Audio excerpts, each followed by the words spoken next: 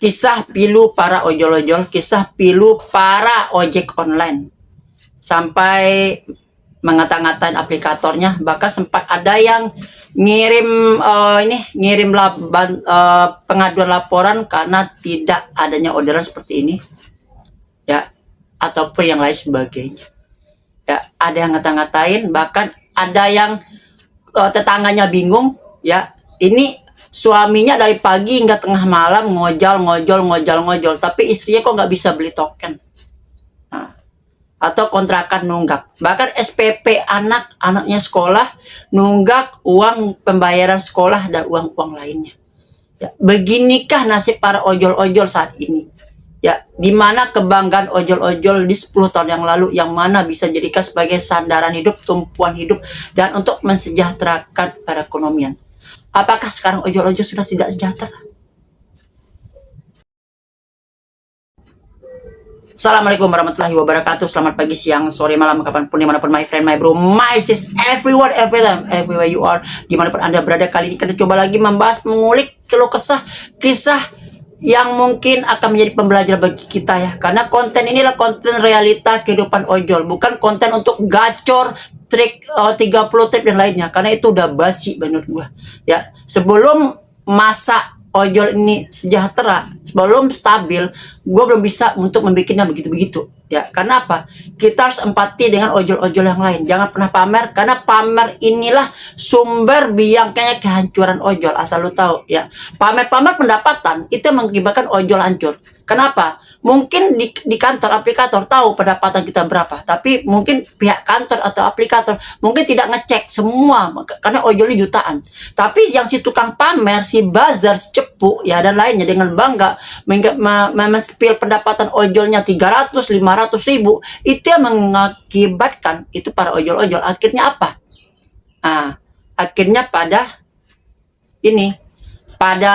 ya seperti ini sistem.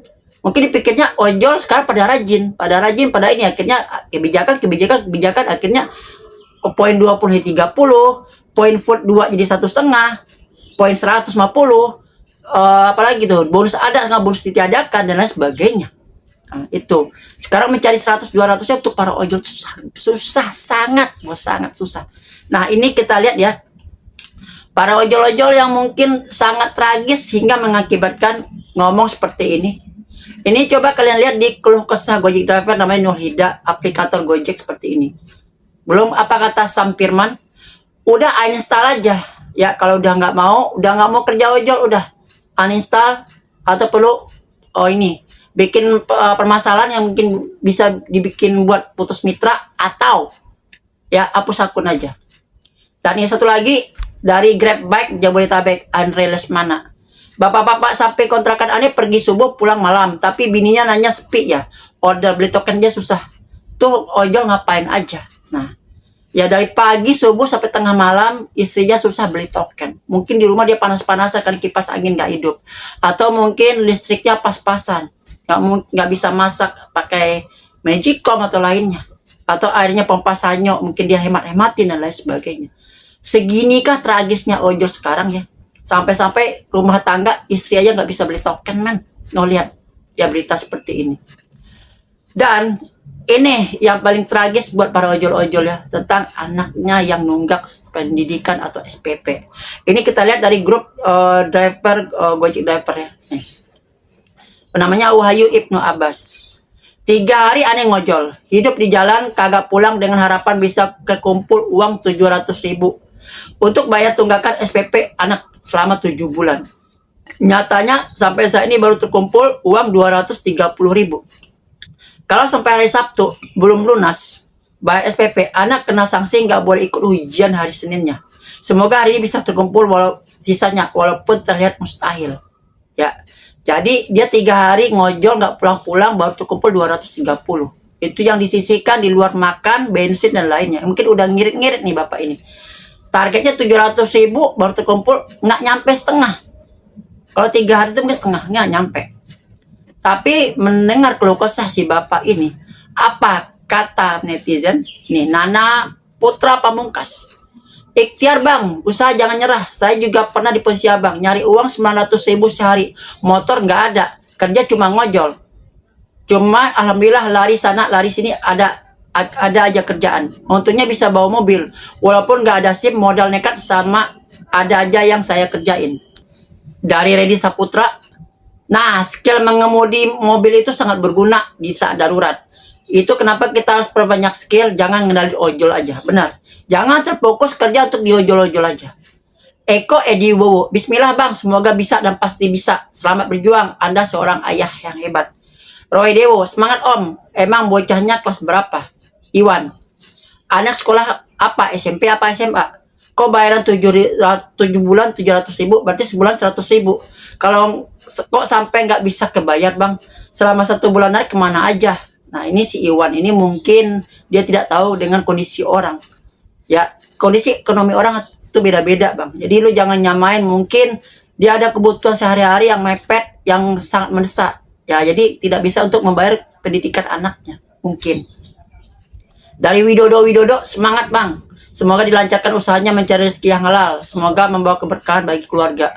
Kenro, sama apa yang gue alami saat ini, sekarang tinggal bayar yang sama tunggakan sisa 1,2 dari 1,9. Yang kuliah udah gue selesaiin dari kos-kosan. Bayar semester, bayar skripsi, alhamdulillah. Kemarin ada jalan, tinggal bayar nyicil. Sekolah belum gratis bulanan bang. Kenapa nggak dari sebelumnya usaha kerja kerasnya bang? Kalau sekarang udah dipastikan telat.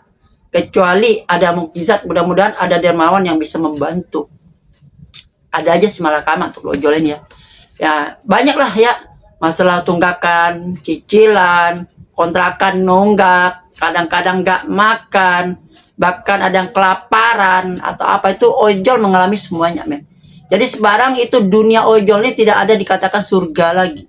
Mungkin orang di luar sana dengan entengnya jawab, enak jadi ojol ya, kerja dapat 200.000, 300.000 sehari. Sekarang kita lihat ya, ojol untuk cari 100.000 aja kalau makin susah men.